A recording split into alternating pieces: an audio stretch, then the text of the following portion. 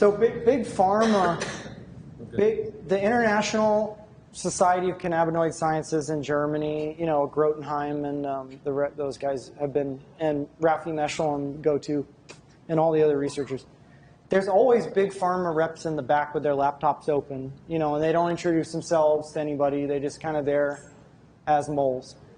And you know, there was a weight loss attempt at a weight loss cannabinoid blockbuster. Does anybody know the name of it? Have you heard of that drug? It's called Rimonabant. Yeah, that's good if you know. It's called Rimonabant, and it made people suicidal, so they had to pull it after 2 years. But which brings up the question: why did it get past the FDA? Why did it take 2 years after the FDA approved it? Oh, I think it was not the FDA didn't finally approve it. I think it was in stage 3, but it passed, I think, stage 2. So if you don't think big pharma's aware of looking for cannabinoids for weight loss, you know, you're naive if not, because they are. I mean, they've been looking for a weight loss blockbuster for, you know, 15 years and whatnot. So I want to talk about scientific fraud. So when I was in residency and then out in my practice, I just had no idea until I started working clinically and seeing the effects of cannabis and going down that rabbit hole, or realize how much fraud there is in science. And most people who even know that there's a bit of fraud in science, in pharmaceutical research, they still know because they read articles occasionally, but they don't know how bad it is. So my talk is on how bad it is. It's worse. It's way worse than you think. So is anybody aware of the Alzheimer's research fraud? No. You saw that article? This came out last year, I think, in June. So does anybody know the cause of Alzheimer's? Like, what do you know about Alzheimer's? I'll tell you what I was taught in med school at Northwestern in 2004, but does anybody know what's thought of as the cause of Alzheimer's?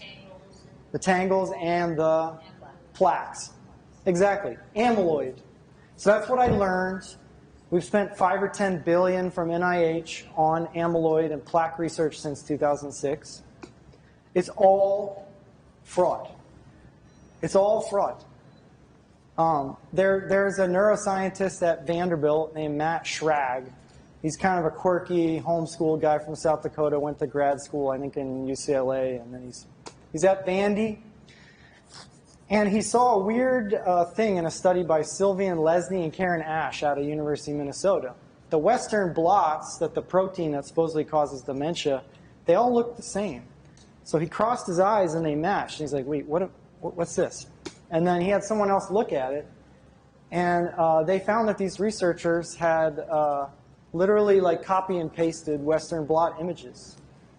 Like this is the kind of plagiarism or fraud that like high school students will do and get kicked out of whatever. These are major researchers. Karen Ash, Sylvian currently everybody's blaming Sylvian Lesney, but there's more. Obviously, I think he's the one taking the fall. But and they're all like dementia pharma research connected because they want to. That's the other area where there's a great pressure for fraud because there is no dementia blockbuster.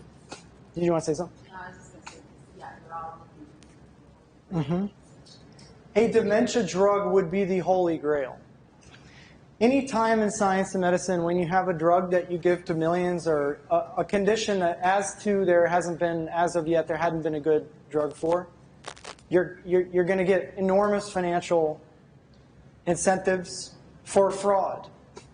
And there's other motives, like researchers are competitive and they have to submit their grants to NIH, and they don't. It's like get the grant or you don't. You won't have anything to eat. You can blame a lot of different parts of the culture, but anyways, there's a big article in Science magazine on this fraudulent study, dating back 2006. So everything we know now in the past 14 years on Alzheimer's is fraudulent. What I was taught as the cause of Alzheimer's in med school is fraudulent. Not the only cause, but they mentioned maybe it's aluminum, maybe it's heavy metals, maybe it's mercury, maybe it's an immune change, maybe it's autoimmune, maybe your immune system's attacking your brain in dementia. We don't really know. But what they did say is it's got to be amyloid. It's got to be amyloid. So in the research world, there was this like amyloid mafia And like you couldn't get money from Anthony Fauci or his minions who are in charge of NIH has a branch that controls neuroscience research, you know. Fauci's in charge of infectious, but, you know, there's people under Francis Collins that are doling out $8 billion budgets, like big, big money. And it was hard, for the past 15 years, it's hard to get money for dementia research unless it's an amyloid theory study. So we talk about the amyloid mafia. So all these other researchers that are looking into, like, say, aluminum can't get grants. And there's a lot of evidence that aluminum is etiologic in Alzheimer's. You can find it in the brain of people. And so we're constricting money away from that.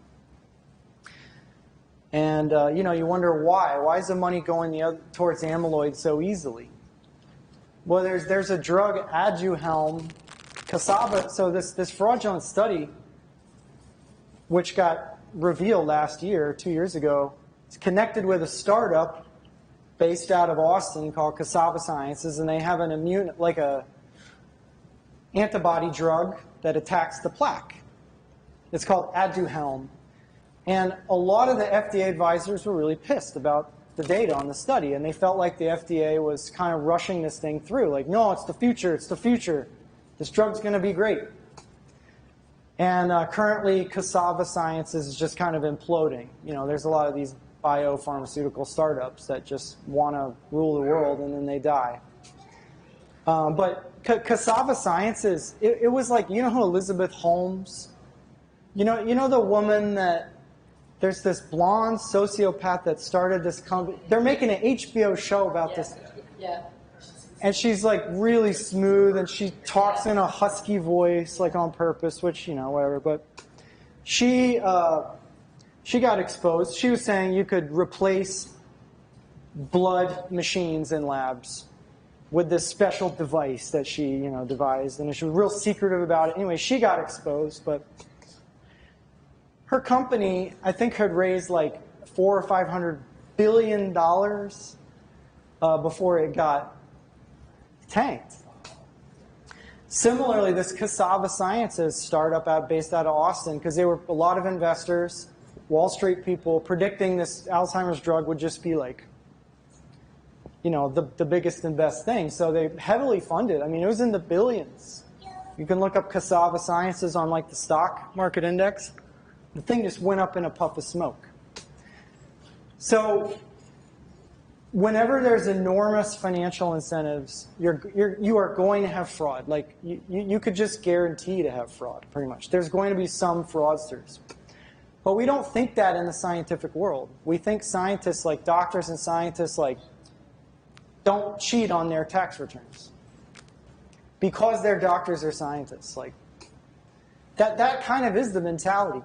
I would compare it to pre-sex scandal Catholic Church.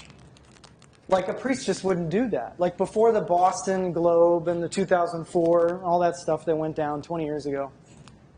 The idea amongst like very well-meaning Catholics is like, no, it's the old Irish priest. Like he wouldn't do that. He's a priest. That's the same mentality we have now in science, because science and doctors are priests. We think of them as having this white coat role in the world where they're priests and you trust them and you don't question them. And I think that's why culturally we don't see when there's so much fraud. It's hard for us to process. Even myself, every time I see it, I'm still surprised because I'm culturally programmed to trust, you know, doctors and scientists and whatnot. Well, and you're trusting the data. It's supposed to be data-driven, not person-driven. And you like what I'm saying. Yeah. But then once you have it exposed, that's the difficulty. Pharma views data like how the DoD views soldiers. You just throw more at it. It's expendable and you throw more at it. So they have this policy. Monsanto does this. Big Tobacco did this. One of the CEOs at the Big Tobacco said, doubt is our technique and our strategy. And we peddle in doubt. So when a study shows cancer with cigarettes, what they did in the 80s and 90s was flood the field with shoddy case report studies showing there's no, and then they established doubt. Well, okay, a lot of scientists don't think, but then there's that one that does.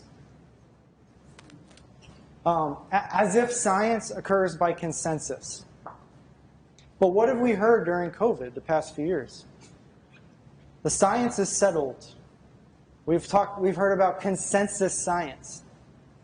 The science is obviously not based on consensus. If you look at Galileo, if you read the real story of Galileo versus the Vatican back in, when was it, 1600s, you may not be aware that all the other astronomers in Italy and Germany sided against him. They were envious and they threw him under the bus. They sided with the Vatican. Did you know that? All the other astronomers, like almost all of them. And so if we think that scientists are not prone towards envy, backbiting, competitiveness, like we are very gullible. Scientists, they're humans. They're just like anybody. So typically, anybody that sounds the alarm or comes up with an unusual study suggesting Monsanto Roundup links to cancer, there's going to be a deluge of scientists that try to throw them under the bus. That's what happened with Seralini. Seralini's a toxicologist in France who found that Roundup was causing these rats to have these big tumors. And it was run in some periodicals and then retracted. And then Monsanto hired, this guy was a professor at a university in Normandy, in northern France. Monsanto hired an entire PR firm with 40 people to run slander on this guy, Seralini. And he's a real shy, well-meaning scientist. And so it took from 2012, when he showed Roundup caused tumors, until 2018, like 2019 recently, when there was finally some headway made in the pesticide glyphosate lymphoma connection. And so like the FDA drags its feet, they all drag their feet, but when a scientist shows a surprising finding that questions someone else's market share of drugs, they get attacked really consistently. I give you a lot of examples in different industries, but we're seeing it in nutrition right now. They're flooding the field with studies saying obesity is genetic. And there's the professor at Harvard, I think her name is Dr. Stanford, and she's in charge of like AAP, like Academy of Pediatrics obesity guidelines, and saying obesity 60-80% genetic is really, really fraudulent pseudoscience, because obesity has exploded, and no genetic, there may be a little genetic contribution, but no purely genetic disease explodes in its prevalence. Name a genetic disease that has exploded in its prevalence. Cystic fibrosis, phenylketonuria, I don't know, like think of these rare genetic. Huntington's incidence rates and prevalence is pretty much the same for the past. Globally, with the introduction of corn syrup and processed food, obviously. That's it. In the 80s.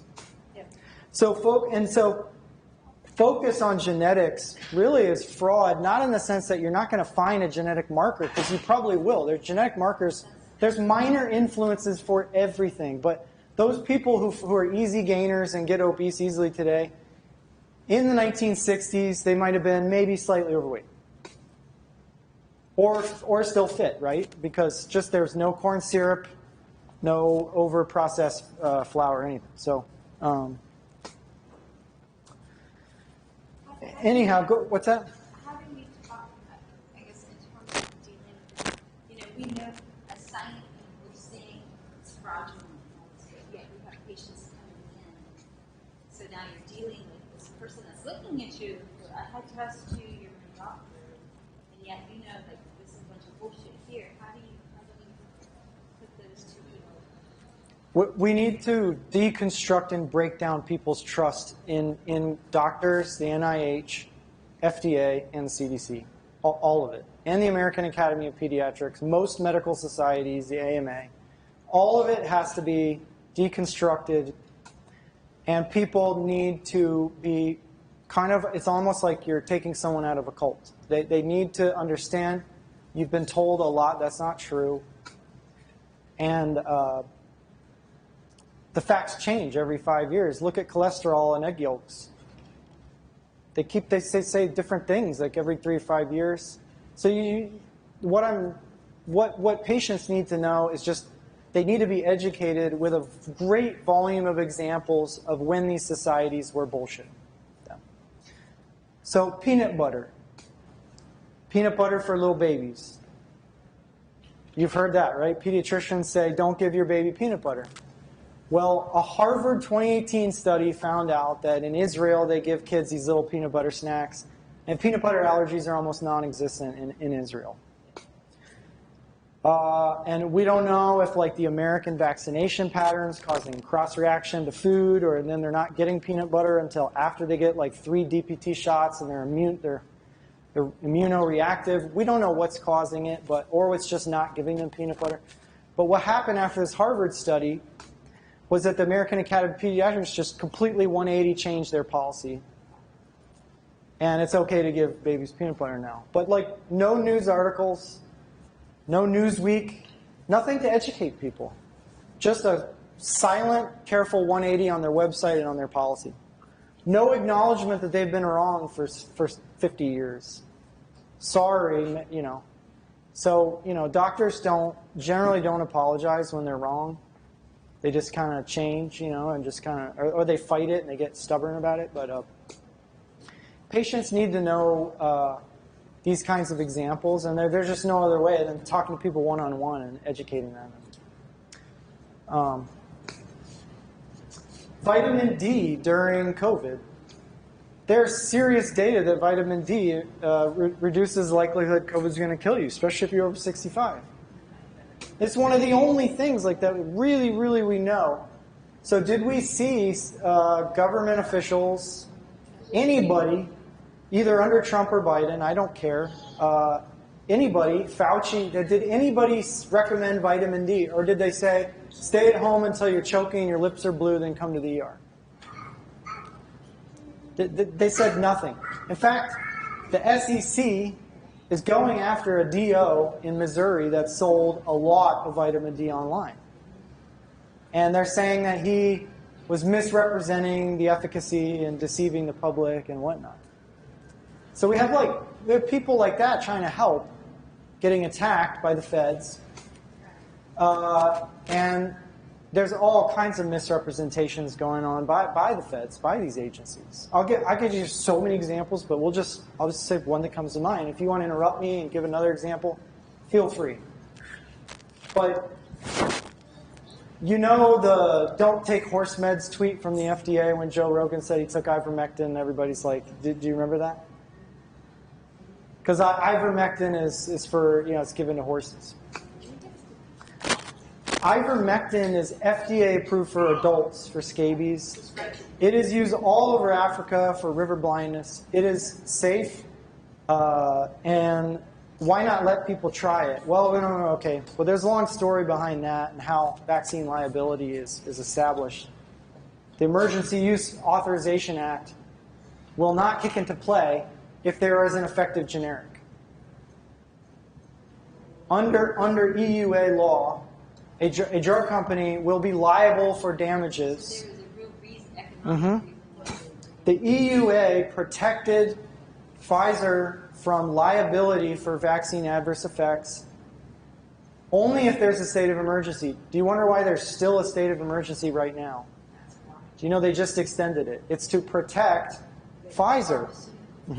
The only two exceptions for can a drug company be sued for adverse effects of a drug or vaccine or whatever are, is it on the childhood schedule, or is there a state of emergency, an EUA, emergency authorization?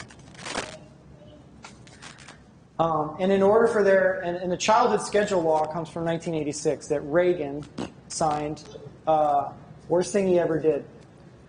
Which I don't know if you know, but there's a lot of talk in the 70s and the 80s about encephalitis in kids and SIDS from, and a lot of doctors believe this. I'm not taking a position officially, But a lot of doctors believe encephalitis was caused by the DPT vaccine in the 70s and early 80s.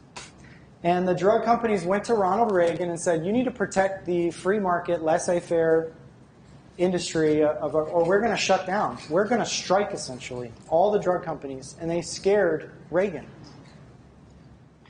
At that time, in 1989, Japan withdrew the live pertussis vaccine.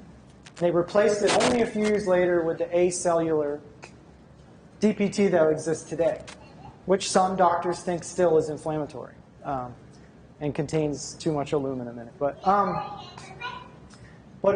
countries were doing that. But that was the time when pharma was really bullying the administration in the 80s, and there was this, Reagan free market mentality. Protect the free market. Let pharma do what it does. And we have the ramifications now. We're still living with that. But you can sue pharma for the shingles vaccine because it is not protected under the EUA. It's not a state of emergency or the childhood schedule, the CDC child schedule. Those two protections provide them with immunity from drug liability, vaccine liability. There's no immunity for liability for these companies for any pharmaceuticals.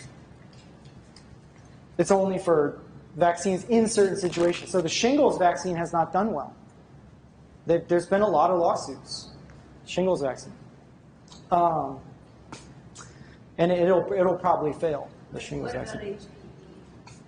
The HPV vaccine, as it was being approved by the FDA, there was an immense push to put it on the childhood schedule to provide them with legal immunity.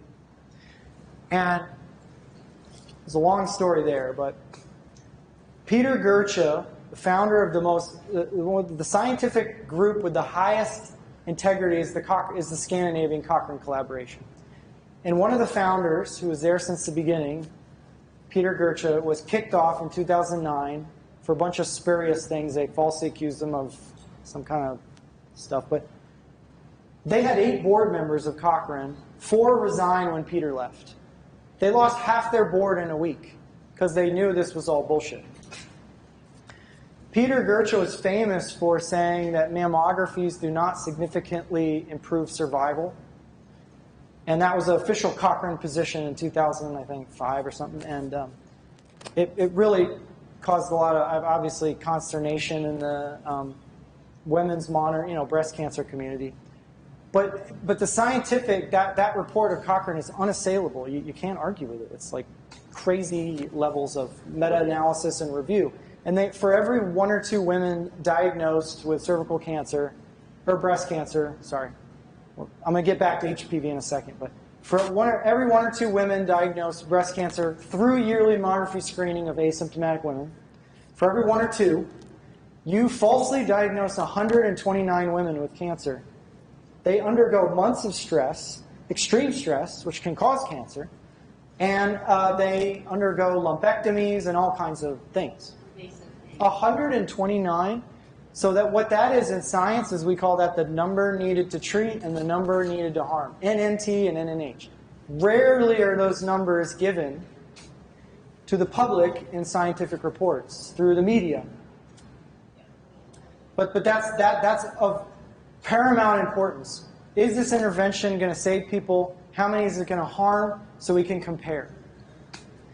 And we've been trying to do that with the COVID vaccine, and they've resisted it. It's very hard to do because we haven't been able to hammer down what is the exact incidence of myocarditis shown in the Israeli studies. There's all this debate over, is it 1 in 2,000, is it 1 in 4,000, is it 1 in 5,000? We don't know, but the number is very important because you need to compare that with the number needed to treat.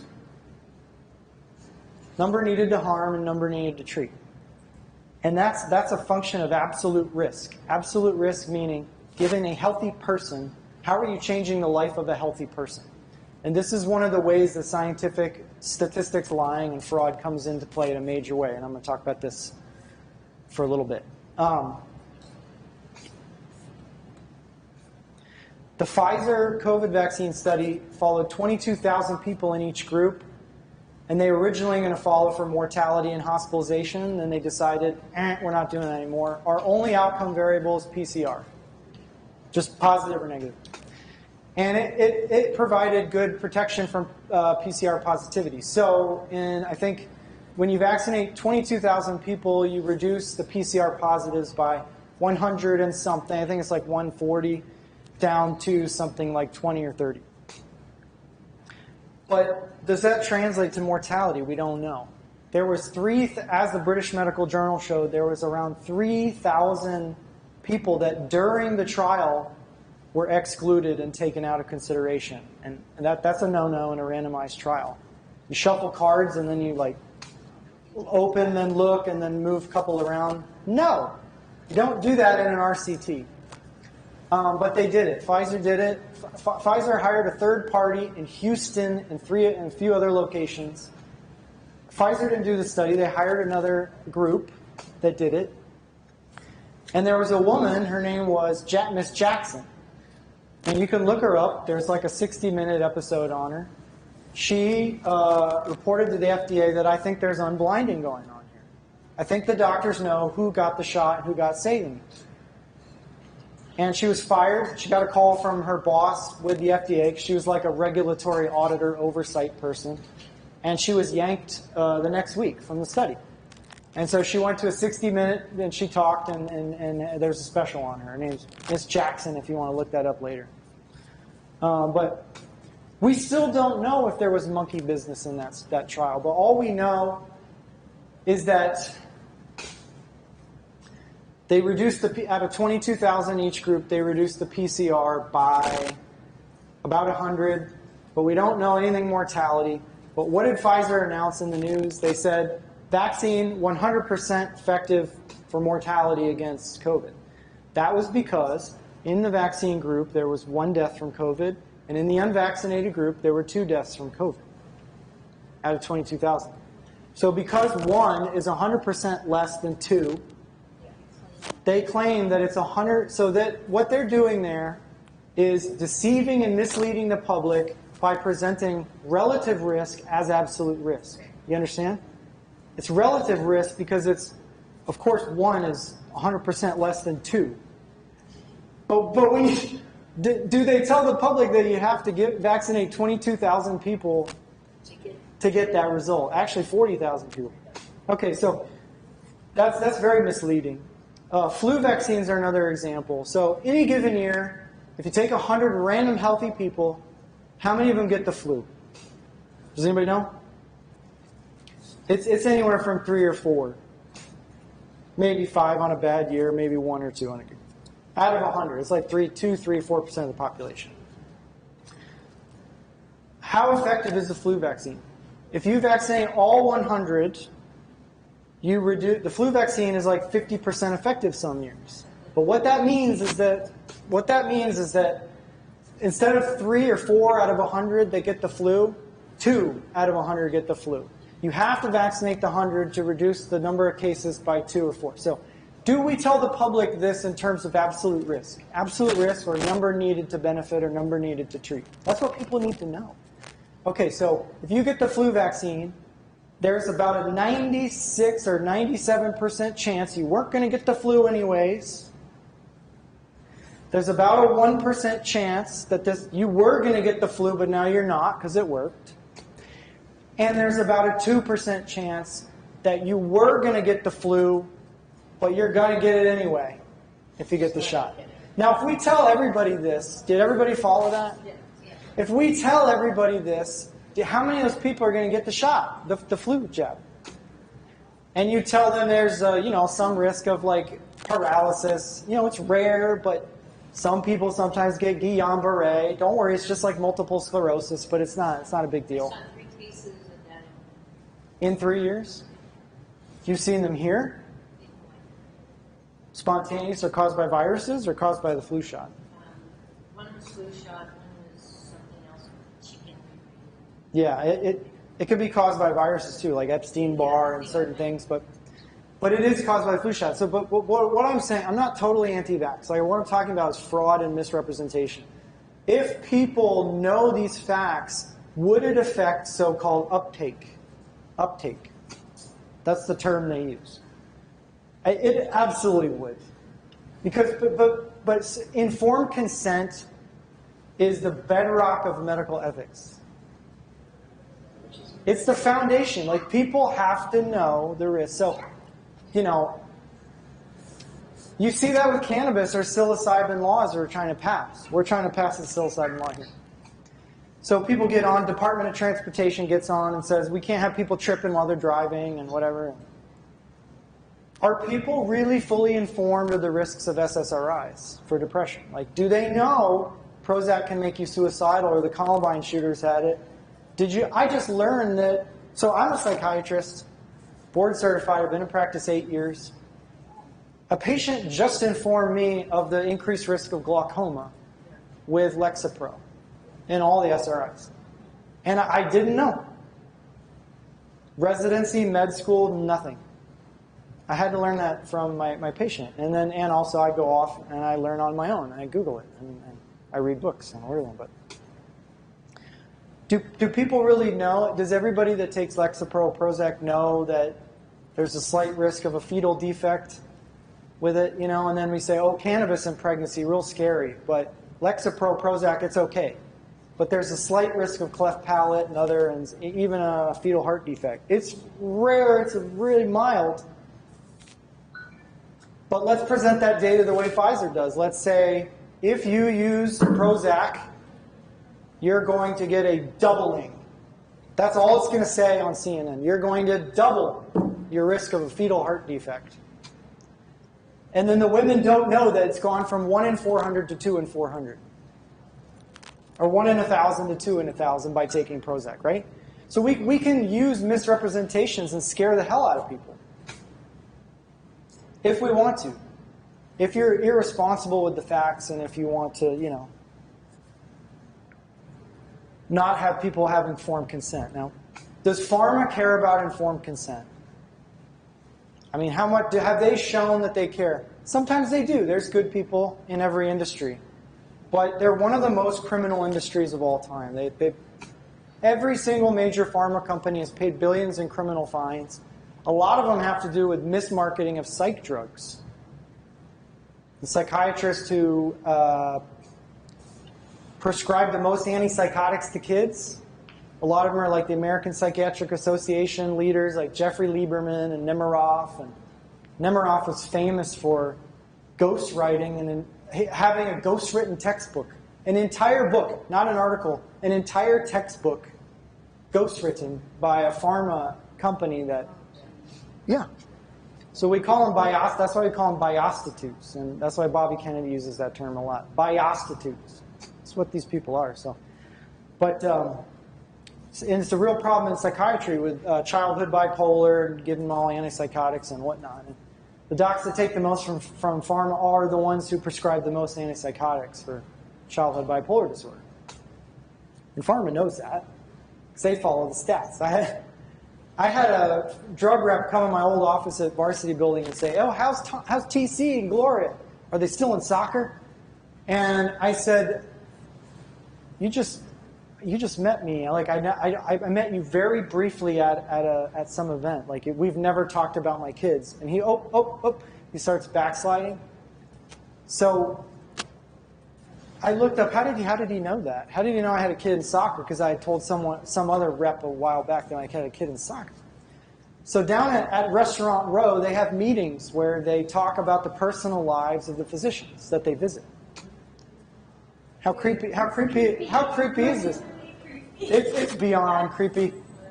They buy prescription data from pharmacies, which pharmacies sell, and the names are scrubbed, and they do pie graphs on what your drug prescription stats are of percentages. And then they say, well, that doctor's an untapped market. Go after him because we've noticed in the past you see this guy's having an awakening, right? Oh, yeah, definitely. Oh, yeah. In the past 2 years,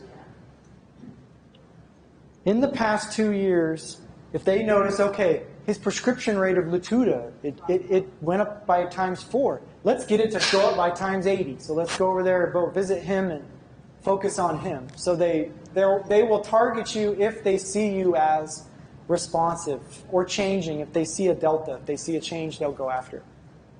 So can I tell you Yeah. briefly my experience? I worked in pharmacies for about Kaiser Pharmacy, high volume. Right here on Pensacola. No, in California. California Kaiser. We were a model facility. We cranked out hundreds a day. And I was a pharmacy clerk, and we had to learn how to read the doctor's handwriting, get to know it, so we could type the labels. Sure. The pills. And so the pharmaceutical companies, I mean, they wine and dine us, even as clerks, all kinds of educational programs, so we would know everything about their products, so that we could, be familiar with it and talk about it. But what they did was to make it easier for us to read the prescriptions. They have these pre-printed prescriptions, all typed out, so that much easier to read. And then they would distribute them to all the doctor's offices. What? Oh yes. Yeah, so all you have to do is sign it. Pre-printed form, It's all and pre-printed, they even personalized. See, my mind is blown again. So then your nurse just has to stamp it. You don't ever have to see it That's as a right. doc. That's the idea. Oh, you're so busy. Yeah. Don't worry, you're so Right. busy, doctor. I know how busy you are. Yeah. We'll take care of everything. Just you're so busy. Yeah. It's got your practice name. It's got all of your information. And all your nurse has to do is stamp it. That needs to be made illegal. They had stacks of pads, prescription.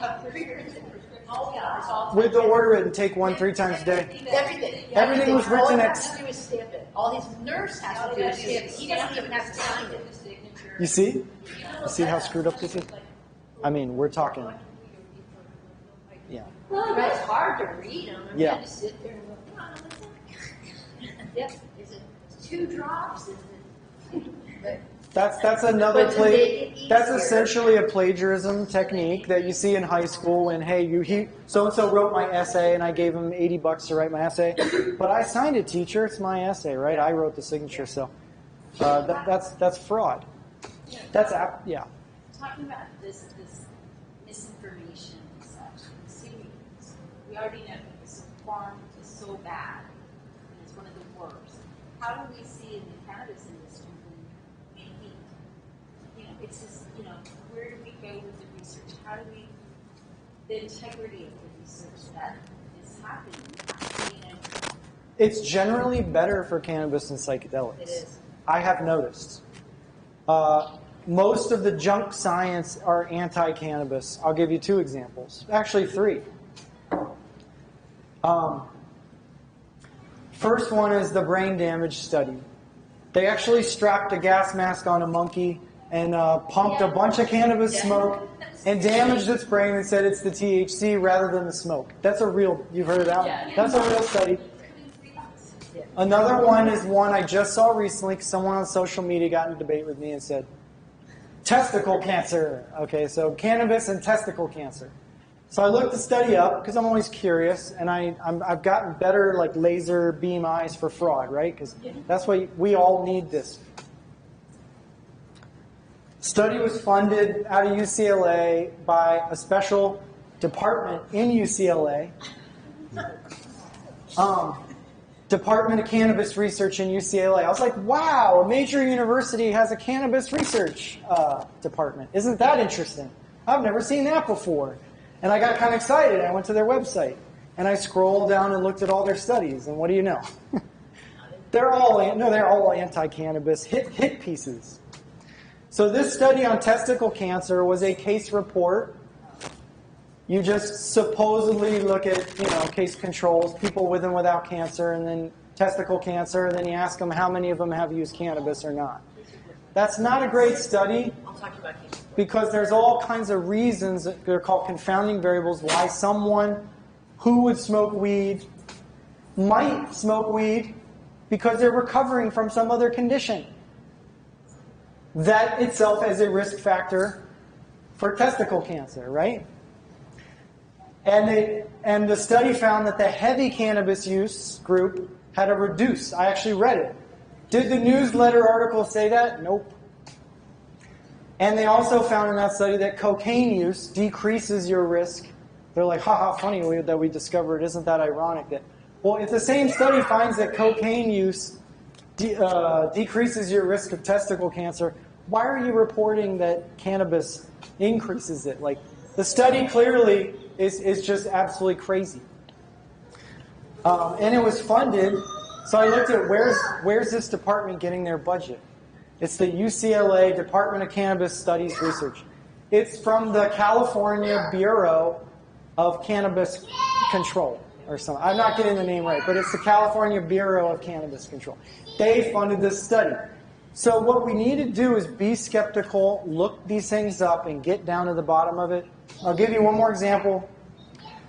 There's a nurse, PhD nurse, Melanie Dreyer, who Wendy told me about. And this woman is, I think, 80 now. I called her, I talked to her, because I was so interested in cannabis and pregnancy. There's a big marijuana pregnancy study and child IQ outcome study that they did in Jamaica. Okay, they did it funded by Nancy Reagan, the DARE program, and NIDA, National Institute of Drug Abuse, in the late 80s, early 90s. It was like $5 or $10 million. They lived in Jamaica for 5 years. They did neuropsych batteries on these kids. I think it was like 90 kids in each group. They tested their IQ like all the time, like every 3 months, from birth to 3 years to 4 years in school. Okay? It was a great study. The two groups were very similar. That's what you want in a study. You want similar mothers, similar race, similar lifestyle, everything, which you can get in Jamaica, because it's a little bit racially homogenous, and there's very little alcohol use and other drugs. There's not, I don't know if you've been to Jamaica, but there's not a lot of meth, cocaine. You wonder why? Yeah. Why is there so little other drugs in Jamaica? Yeah. We'll let you guys answer that one. But anyways, the mothers, some women didn't use cannabis because they're pregnant, obviously, because they wanted to be cautious. And then the Rastafarian mothers, who were very similar to the other women, did. And they don't smoke there. The women are not allowed to smoke. Only men smoke in Rastafarianism, but they do tea. They take the bud, and in the morning, the Rastafarian women sit around and drink tea and just chat. Melanie Dreyer found, after she reported to the pediatrics journals, and after she reported to NIDA, who funded through Nancy Reagan's admonitions, she said, we can't find any difference. They're the same. Their IQs are the same. And you put me down here, and I came here to prove, the study was obviously proved to show that the kids would be dumb or would have trouble in school, and I can't prove it. Well, guess what? Dr. Melanie Dreyer was blacklisted and could not get any more grants. And I didn't believe it. Someone else told me the story. I didn't believe it, so I emailed this woman. I found her. I emailed her and I talked to her. Lisa remembers, back in 2020. And I talked to her for like 2 hours, and she told me it's definitely true. I couldn't get any more studies when I got back.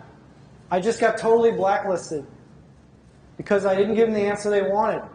She couldn't even get it published. It took another like 5 or 10 years for her to publish it in an obscure journal. And that's why you can find it online now.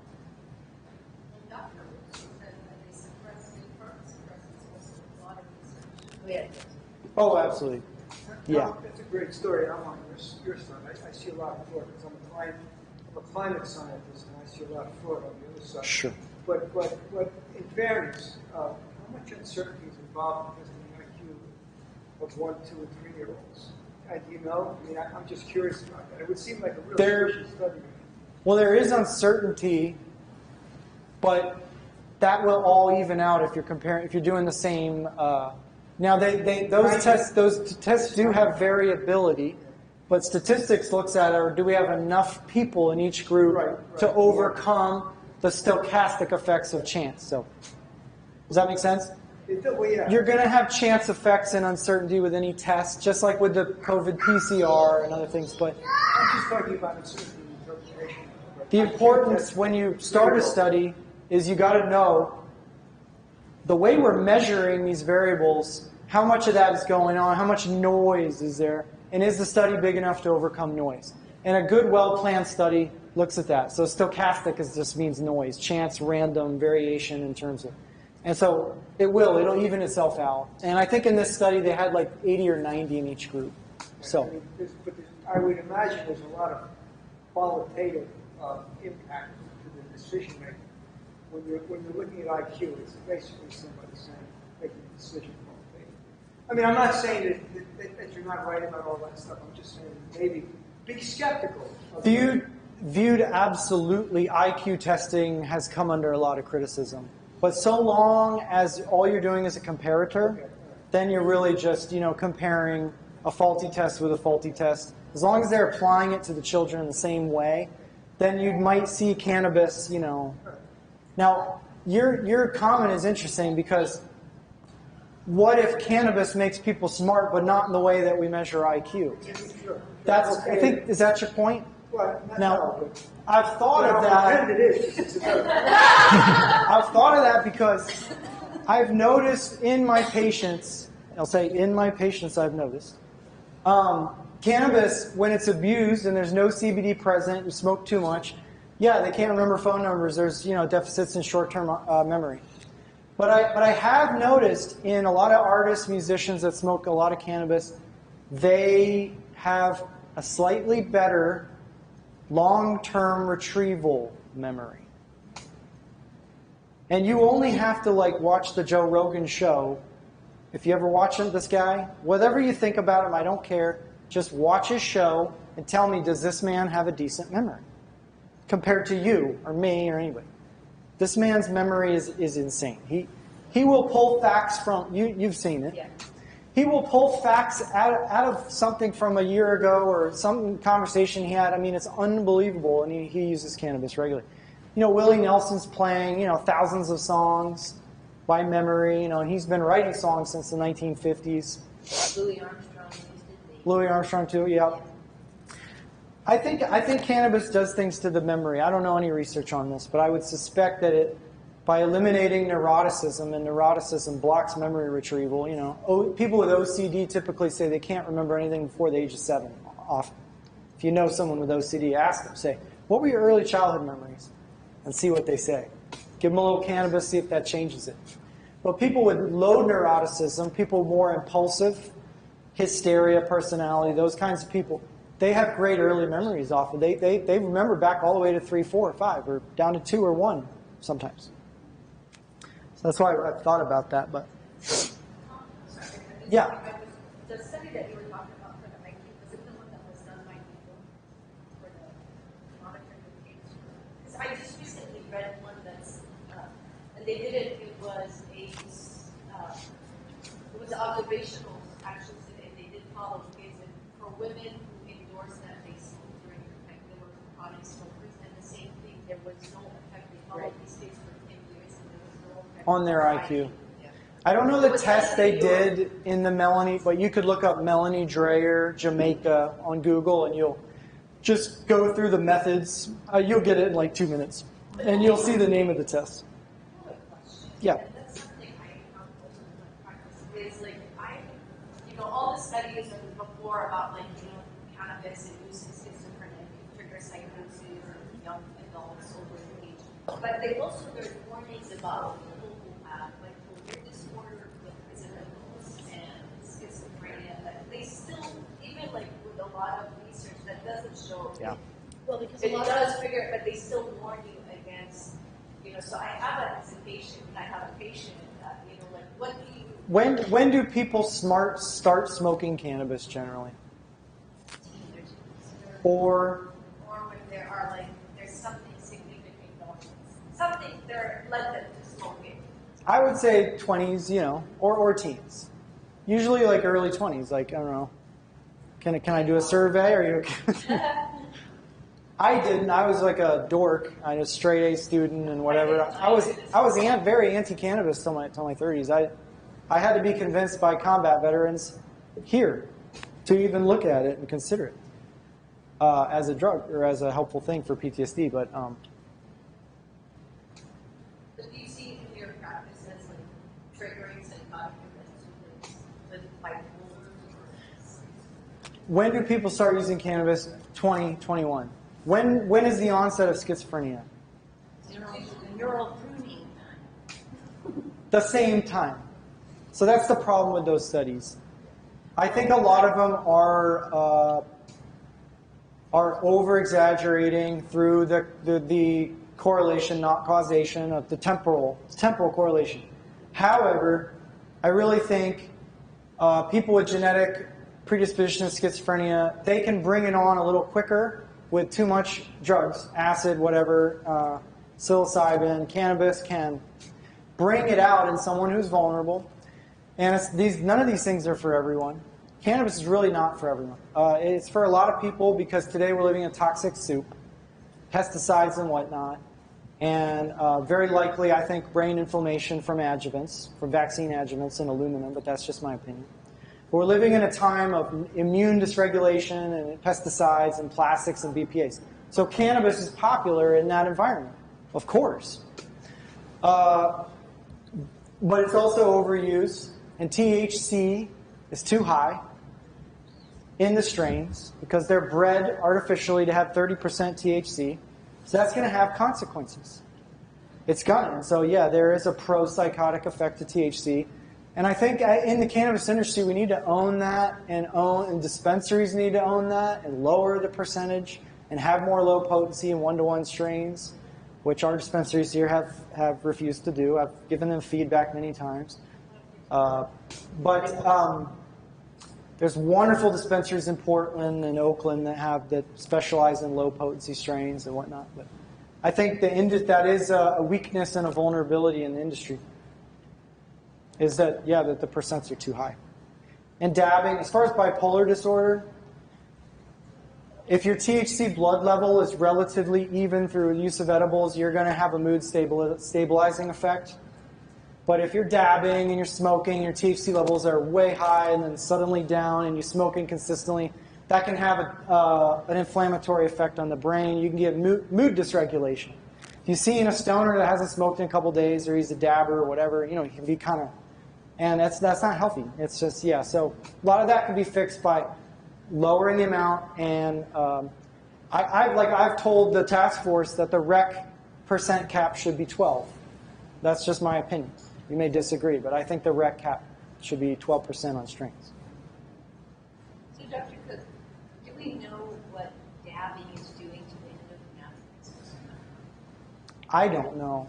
All I've seen is just clinically when cannabis patients or medical cannabis patients tell me they're dabbing. I don't see any benefit beyond people that use low dose and they use edibles and have a little CBD and other things. I just don't. I think RSO might be needed for cancer in certain situations, but I don't see dabbing as medical. Haven't seen it. Yeah. I agree. I think there was one case of glioma, a brain tumor, where a patient was using. With dabbing helps? Yeah. Oh, I didn't know that. Well, that's interesting. But they weren't. I don't think that one they were offered the RSO. And Now, if they'd been offered RSO, they would be dabbing. Might have, yeah. And on the any study that I've read so far, correct me if I'm wrong, but any I've read so far on psychiatric and cannabis is all done with Sativex or Nibixmol. But they were done with Sativex and Nibixmol, which are not natural products. They're synthetic products to begin with. All right, and they are also only THC, and they're also giving significantly higher doses. So it's reading those studies. This is what I want to do for all of you guys: is please talk to me, let me read the studies and give them back to you, because that's what I'm doing. That's literally what I'm doing. Yeah, we need a. What often happens now is called science by press release. Yes. Drug companies will say, "Well, we're not going to give you the data, but it's looking good." It's and they do that for investors on Wall Street to build their company and build momentum and build steam before they often just crash to a million pieces. But saw that a lot during COVID. Let me give a couple other COVID examples. If you guys get tired and you got to leave, I understand. But I'm going to talk for a little bit. Because I want to get back to that horse medicine thing with ivermectin.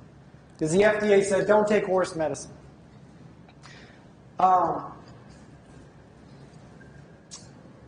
One of the antivirals for COVID is called molnupiravir. It's Paxlovid's competitor. It's the other one beside, you've heard of Paxlovid. This is the other one. This drug was developed for horses at Emory's for equine encephalitis in 2018. It was developed specifically for horses. My sister graduated from Emory, and she went to vet school in Knoxville. She knows people at Emory. They have a big veterinary center at Emory, and they do a lot of animal research there. Probably because it's warm and it's Georgia. So, and there's CDC is there, so there's a lot of infectious disease research going on there. But they're developing a drug and pushing it through the FDA that was originally for horses, and criticizing ivermectin, which is FDA approved for adults for many reasons, and then saying don't take a horse-paste medicine or a horse dewormer. And the FDA tweeted this during COVID.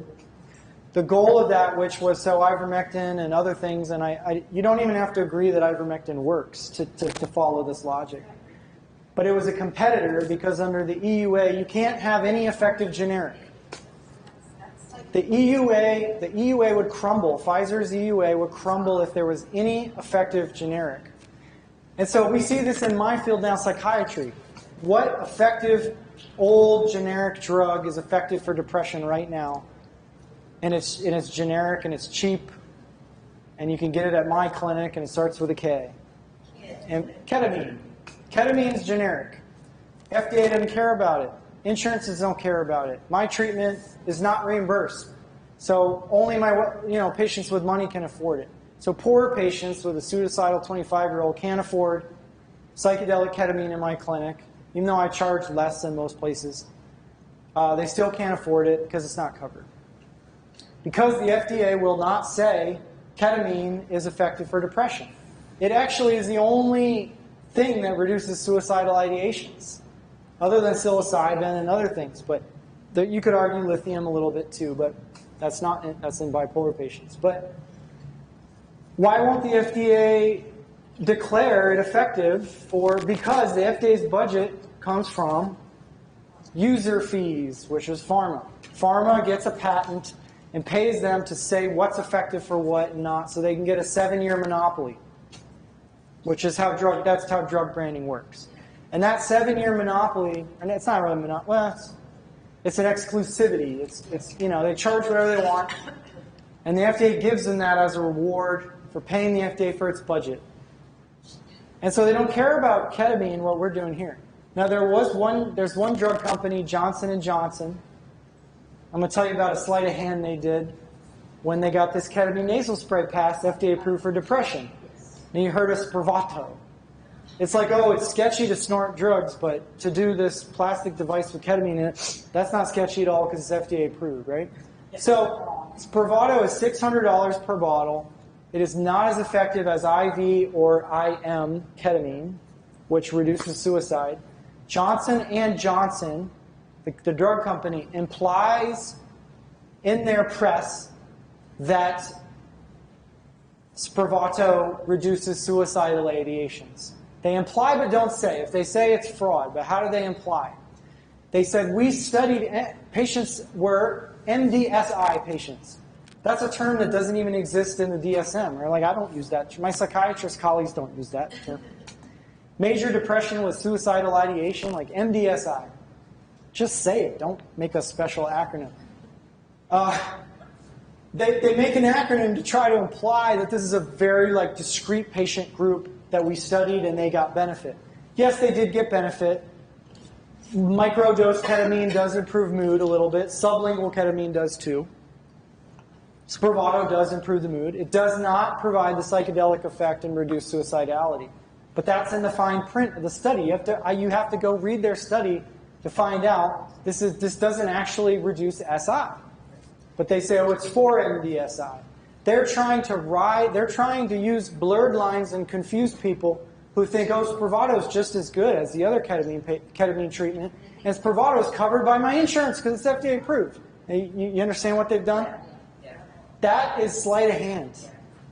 That's absolutely just sleight of hand. And so, people getting real deceived right and left. It's really bad. So when I was working in the pharmacies, I thought that there were some problems in that pharmaceutical companies didn't have to reveal the negative effects of the studies. They only Proprietary research. Yes. Yep. They only needed to report. They were Right. only required to report because their own study, they could control what data gets out there. People within the Does it FDA, still happen? people within the FDA see all the data. They have to, because they have to pass phase 1 safety, phase 1 toxicity in animals, phase 2 side effects and efficacy in small groups of people, and then the big phase 3 trial. That's when they do a big randomized trial. The expensive one is this stage 3. The FDA looks at the data, they have to, but they are sworn, like almost like an NDA, not to release any of that data to the public. But the FDA is a federal agency. You can get it. You can submit an FAOIA request, a FOIA, Freedom of Information Act, and you can get it. But Big Pharma will not give it all routinely for peer review. If you are a peer review doctor, you work for the British Medical Journal, you work for The Lancet, you cannot see Pfizer's COVID vaccine data. Only them and certain people in the FDA have seen it. People are suing for it.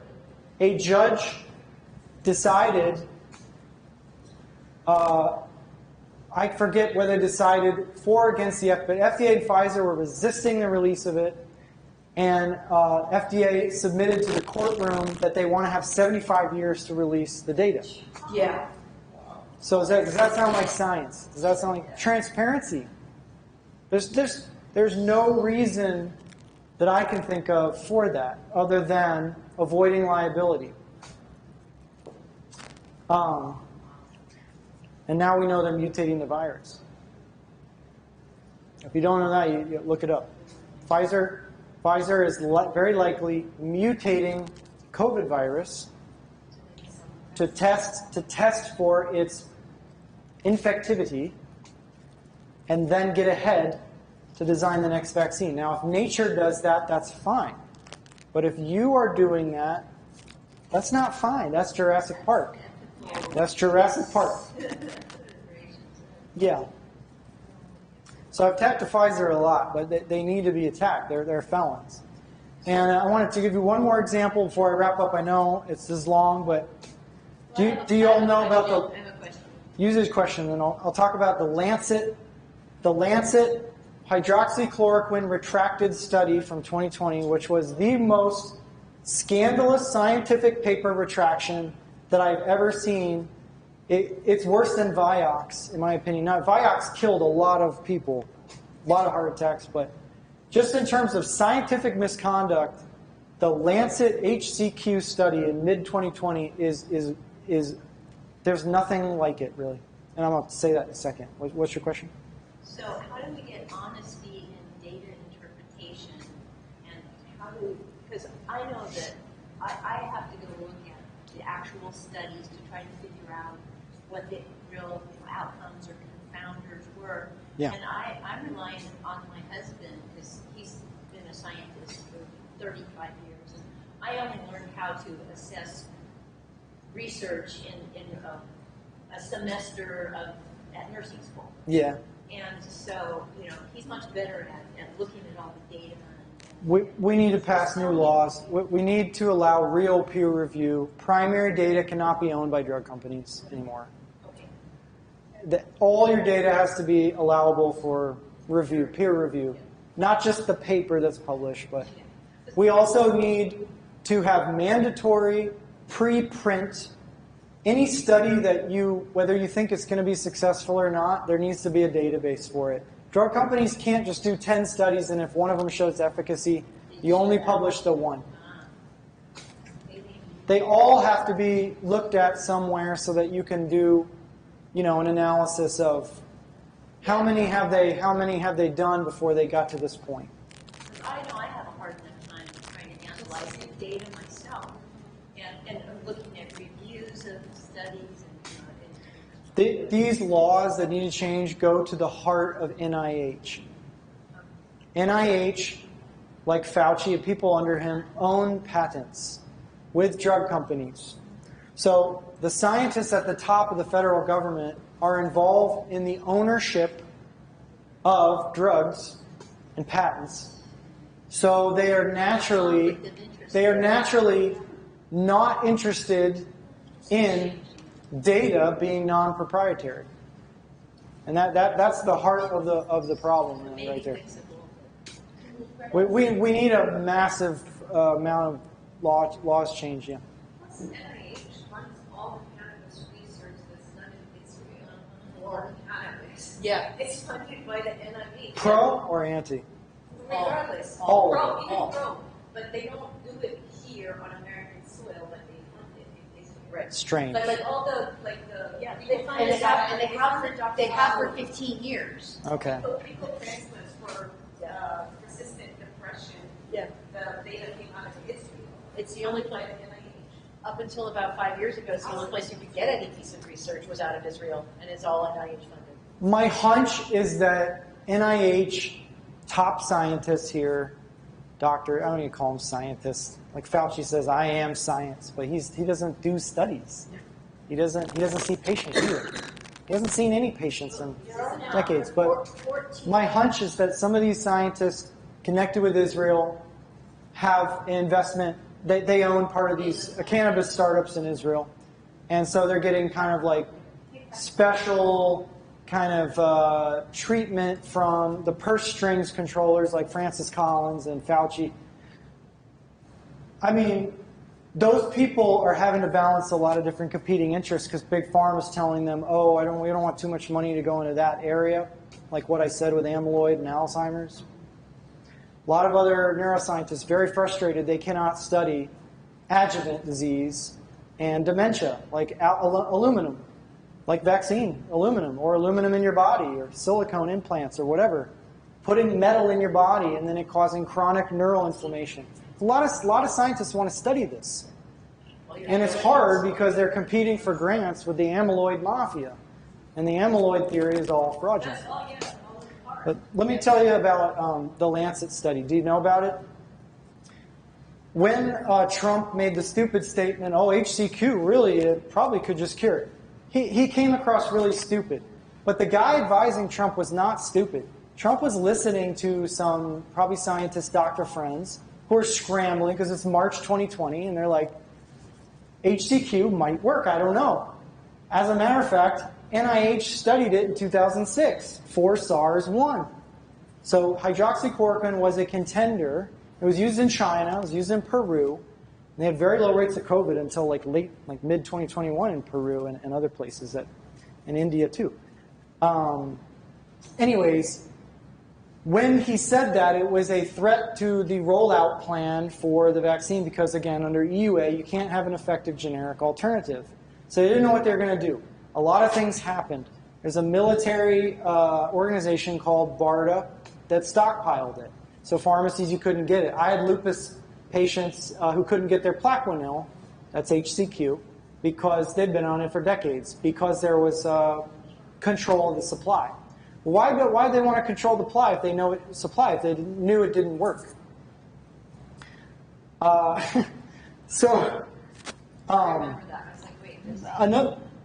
Another thing that popped up right after that was this fake study in the Lancet. The Lancet study popped up sometime in April, June, or July of 2020, and I'll wrap up soon, saying that hydroxychloroquine is ineffective for COVID, totally ineffective, based on a huge amount of international data from all kinds of hospitals. Somebody looked at it and said that this can't be true. And then they went after the guy who published it, some guy, Singh V. something, he's in Chicago. He started a whole fake company called Surgisphere. All the data's fake. Literally, we're talking like 100,000 fake data points. Fake patients, fake data, international data that she just created. So why would a guy do this? Whether HCQ works or not. I mean, NIH thought it might work for COVID-1, for SARS-1 in 2006. Well, there's theories as to why this guy would do that. Why would you go to all these? He had to have been paid. Why would a person do that? he had to have been paid by people that are heavily invested in the EUA for the Pfizer rollout in January of 2021. And so it's a prime example of scientific fraud perpetrated on the American public, and most Americans didn't realize it. It got retracted 2 months later. Honestly, almost pretty quietly. There wasn't much fanfare when it was retracted. I mean, not even many people in the room knew about it. So that's something to look up to. Do you have a recommendation of like a consumer group or a watchdog group to be involved with?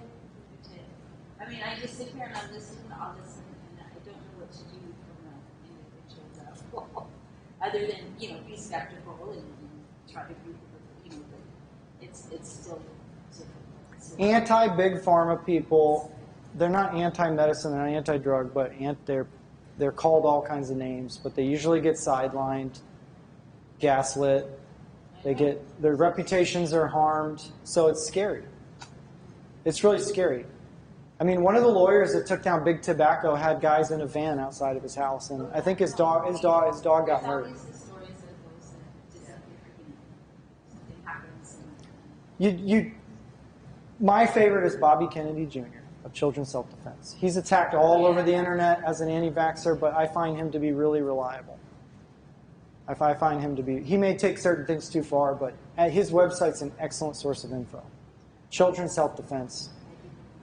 Their organization is not primarily about vaccines. They are about toxicity in pharmaceuticals, in food, in water. Bobby Kennedy spent most of his legal career studying fish mercury in the Hudson River and Big Ag and spilling into the... and he would sue companies that were harming bird and wildlife areas around the Hudson. And he created a team of lawyers that's all they do, the water keepers. So that's it. So he started Children's Self-Defense when he shifted towards pharma, away from environmental EPA stuff. And I think they're the best, personally. I just remember the first, when I started reading, I got out of med school practice, and my sisters in yoga and all anyway, it's just, gives you my, and I just remember reading and I'm like, I'm poisoning people. I just felt so, because of the history of the farm people, here it was, that's what you taught. Peter Gercha is good. He's the one that got kicked out of the Cochrane. When he opposed the rollout of the HPV vaccine, or he wasn't like anti-vaccine, but he's just saying HPV vaccine is causing POTS, postural orthopedic tachycardia syndrome, and girls are getting seizures from it. And we're not saving that many lives from cervical cancer. Like cervical cancer is really well managed now with pap smears and conical biopsies, and you could do hysterectomy. The mortality is really low with cervical cancer now. And when you vaccinate millions of girls in public school, you're going to get way more problems than you will from just doing pap smears and managing it in a watch and wait way. Anytime you're giving any drug to all healthy people, again, you have an enormous financial incentive for fraud. And that's why the vaccine industry has so much fraud, because those treatments are given to healthy people.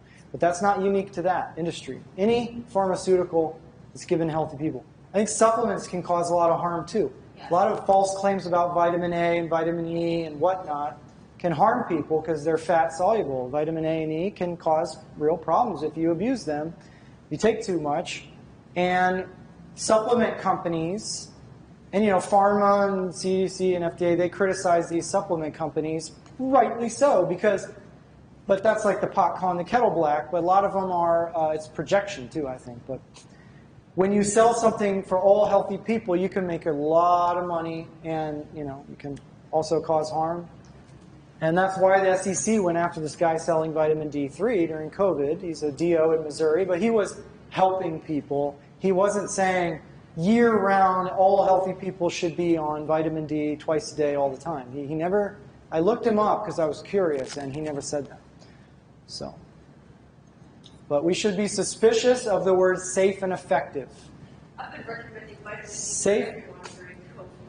You probably save lives by doing so too, and I did too. Safe and effective. Here's the thing.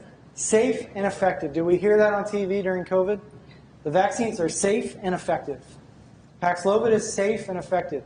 Nothing is safe and effective. The more effective a drug is, it's going to have safety problems.